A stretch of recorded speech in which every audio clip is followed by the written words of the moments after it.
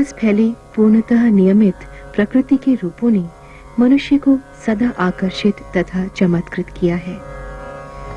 दूर दूर तक फैले आकाश में झिलमिलाते तारों को मनुष्य जिस पल देखता है, उसकी सोच, उसकी दृष्टि उसको रोजमर्रा की जटिल क्रियाओं से दूर ले जाती है।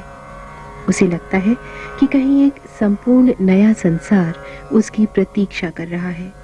सितारे उसे बुलाते हैं, उसकी जिज्ञासाओं को जगाते हैं। वह सोचता है कि हम कौन हैं, हमारे जीवन का उद्देश्य क्या है, हम किस स्थिति में हैं और हम क्या हो सकते थे। मानव रचना सृष्टि के विकास क्रम में उच्चतम सोपान है। विकास की प्रक्रिया में मानव चंद्रमा व मंगल तक पहुंच गया है, अर्थात उसने बौद्धिक और भौतिक विकास की ऊंचाइयों को तो प्राप्त किया है, परंतु उसकी मानसिक और आत्मिक चेतना कहीं पीछे छूट गई है।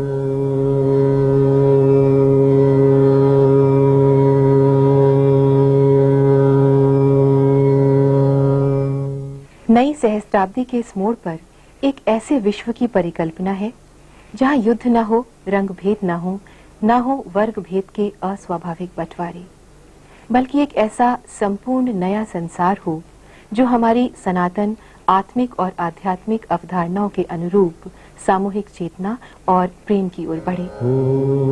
इसी दृष्टि, इसी विजन को साकार करने के उद्देश्य से परम पूज्य श्री माता जी निर्मला देवी ने ईश्वरीय शक्ति प्राइमोर्डियल एनर्जी कुंडलिनी को जागृत करके सामूहिक रूप से हजारों की संख्या में मानव को आत्म साक्षात्कार देकर ब्रह्मांडीय ऊर्जा से सीधे संपर्क की अनुभूति दी। सहज योग में कुंडलिनी जागरण से मनुष्य का ईश्वर से योग हो जाता है। ईश्वर की प्रेम और करुणा की शक्ति हमारी आत्मा के द्वारा संपूर्ण मानवता में फैलने लगती है और संपूर्ण सृष्टि, धरती, आकाश आनंद, प्रेम और शांति से प्लावित हो जाते हैं। तब हमें लगता है कि प्रेम तारों की गति को भी प्रभावित कर सकता है।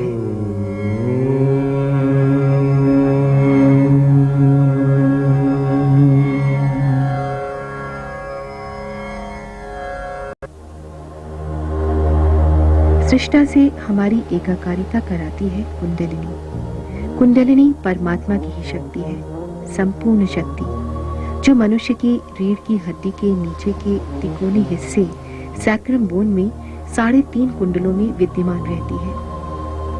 आत्म साक्षात्कारी गुरु या महापुरुष के संपर्क में आने पर यह कुंडलिनी शक्ति जागृत हो जाती है और मनुष्य के शरीर के 6 ऊर्जा केंद्रों यानी चक्रों के अंदर से निकलकर सर के ऊपरी भाग में स्थित 7वें चक्र को भेदकर सृष्टा से हमारी एकाकारिता करा देती है।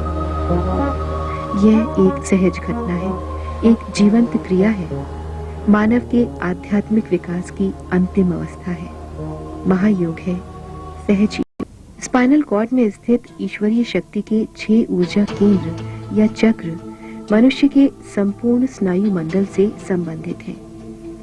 इन 6 ऊर्जा केंद्रों का नियंत्रण हमारे मस्तिष्क में स्थित 6 ऊर्जा केंद्र या चक्रों द्वारा होता है। इसलिए ध्यान की प्रक्रिया द्वारा जब कुंडलिनी ऊपर उठती है तो मस्तिष्क के शीर्ष भाग, जिसको मेडिकल साइंस में लिम्बिक एरिया कहते हैं, और योग में ब्रह्मरंध्र को भेदती है और उसके परे स्थित सर्वव्याप्त शक्ति के संपर्क में आती है। जब योगी गहरे ध्यान में होते हैं तो मस्तिष्क में स्थित θ2 वेव्स में वृद्धि हो जाती है। ये वृद्धि लिम्बिक एरिया की सक्रियता के कारण होती है। इसके अलावा मस्तिष्क के अलग अलग केंद्रों में स्थित विभिन्न मस्तिष्क तरंगों की क्रिया में भी वृद्धि और परिवर्तन देखा गया है। इस प्रकार आत्मशक्ति हमारे मस्तिष्क और नर्वस सिस्टम के माध्यम से स्वतः कार्यान्वित होने लगती है और संपूर्ण शरीर और मन दोनों ही रोग मुक्त हो जाते हैं। इस ब्लॉसम टाइम में खिले फूलों को फल बनाने के लिए ईश्वर ने अपने प्रेम की शीतल हवा प्रवाहित की।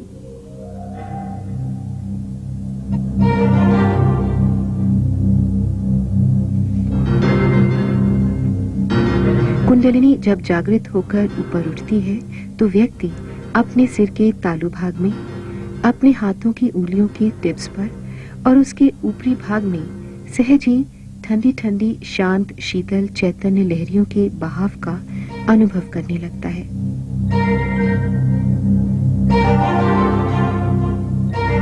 इन्हीं शीतल हवा की लहरियों को श्री जीसस क्राइस्ट ने कूल ब्रीज कहा, इस्लाम में रूह कहा और आदि शंकराचार्य ने सौंदर्य लहरी या चैतन्य लहरी कहा।